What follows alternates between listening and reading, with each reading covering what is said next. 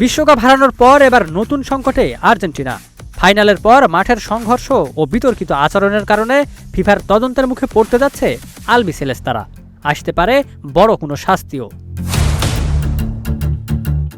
স্পেনের কাছে ফাইনালে ১-০ গোলে হেরে বিশ্বকাপের শিরোপা হারিয়েছে আর্জেন্টিনা। তবে ম্যাচের ফলের চেয়েও বেশি আলোচনায় উঠে এসেছে খেলা শেষে দুই দলের খেলোয়াড়দের মধ্যে হওয়া সেই সংঘর্ষ। যুক্তরাষ্ট্রের নিউ জার্সিতে অনুষ্ঠিত ফাইনাল শেষে মাঠে দুই দলের কয়েকজন ফুটবলার হাতাহাতিতে জড়িয়ে পড়েন। অভিযোগ রয়েছে আর্জেন্টিনার মিডফিল্ডার লিয়ান্দ্রো পারেদেস স্পেনের এরিক গার্সিয়া ও বদলি খেলোয়াড় গাভিকে ধাক্কা দেন। এরপরই পরিস্থিতি হয়ে ওঠে উত্তপ্ত। ঘটনা থামাতে আর্জেন্টিনার কোচ লিওনেল স্কালোনি মাঠে ছুটে এলেও দ্রুত পরিস্থিতি নিয়ন্ত্রণে আনা সম্ভব হয়নি। সামাজিক যোগাযোগ মাধ্যমে ছড়িয়ে পড়া ভিডিওতে দেখা যায় স্পেনের তরুণ তারকা লামিন ইয়ামাল মাঠে প্রার্থনা করছিলেন, আর তার পেছনে চলছিল দুই দলের খেলোয়াড়দের চরম উত্তেজনা।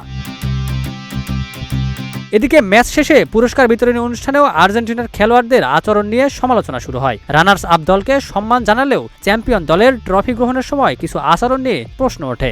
ফিফার শৃঙ্খলা কমিটি এখন ম্যাচের প্রতিবেদন ও সংশ্লিষ্ট তথ্য পর্যালোচনা করছে।